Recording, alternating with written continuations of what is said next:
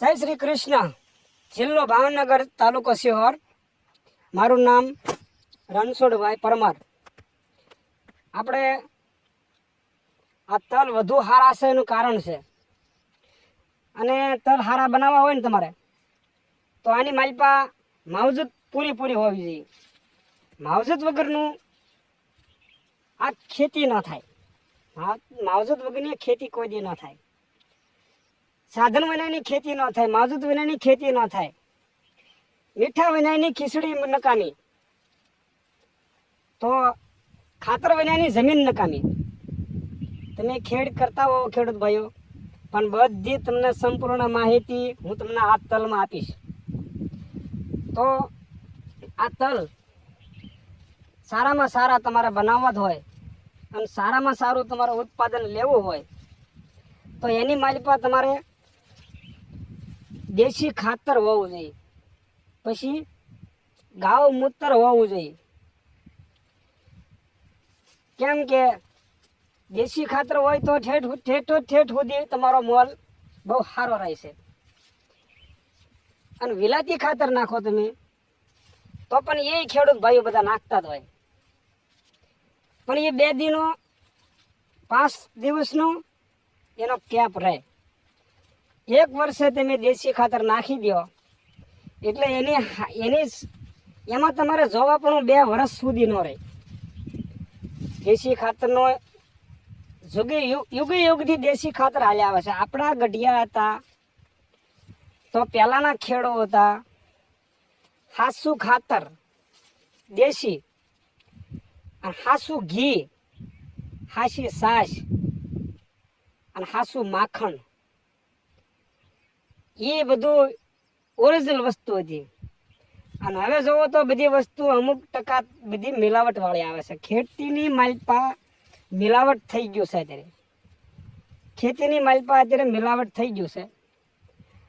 તો આ તલ બનાવવા માટે આપણે દેશી ખાતર ભરેલું છે ભાઈ. દેશી ખાતર ભરી અને અમે પછી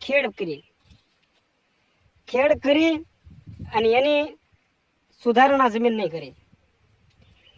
પછી એની માલપા અમે વાડી બાંધ્યા પછી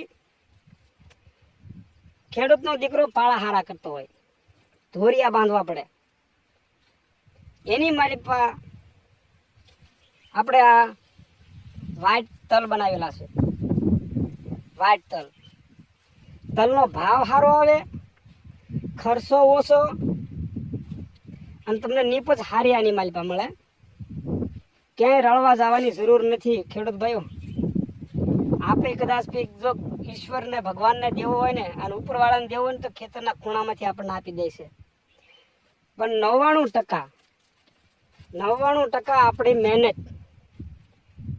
અને 1% આપણો ભાગ્યનો હોય છે. તો ઉપરવાળો દેવાવાળો કોઈ દુબળો નથી. ઘડી પલ ઘડી દેવું હોય ને તો એને કાંઈ વાર ન લાગે. તો આની માલપા આપણે દેશી ખાતર ભરી અને તલ બનાવેલા છે ભાઈ. તો એનામાં અમે 1 કિલો અને 200 ગ્રામ આની માલપા છાંટિયા તલ બનાવેલા આપણે છે ને, છાંટિયા તલ બનાવ્યા છે. અને જુઓ આ બધો એનો ઉગાવો જુઓ તમે, ફર્સ્ટ ક્લાસ નંબરનો ઉગાવો છે. એની માલપા ગઢિયાઈ પણ બેહવા મળ્યા છે. એનું કારણ એ છે કે આપણે માવજત જેવી માવજત ને એવું તમે લઈ શકો. જેવું માવજત હોય ને એવું તમે લઈ શકો. 1 કિલો ને 200 ગ્રામ આપણે આ છાંટેલા છે તલ. પછી એને પહેલું પાણ મૂક્યું, બીજું પાણ ચોથા દિવસે મૂક્યું અને ઓલરેડી 1 નંબર બધા ઉગી ગયા. બધા તલ ઉગી ગયા. એની માલપા પણ મારો આગલો વિડીયો છે એની માલપા બધા આપણે તલ ઉગી ગયેલા છે. અને સંપૂર્ણ તમને માહિતી માં વિહોત વિડીયો આપણી ચેનલ લાઈક કરો, શેર કરો અને સબસ્ક્રાઈબ કરો. નવા વિડીયો તમને અમારા જોતા તમને મળશે. તમારા ઘર સુધી અમારો વિડીયો પહોંચી જશે. તમને ઘર બેઠા અમારો વિડીયો મળશે.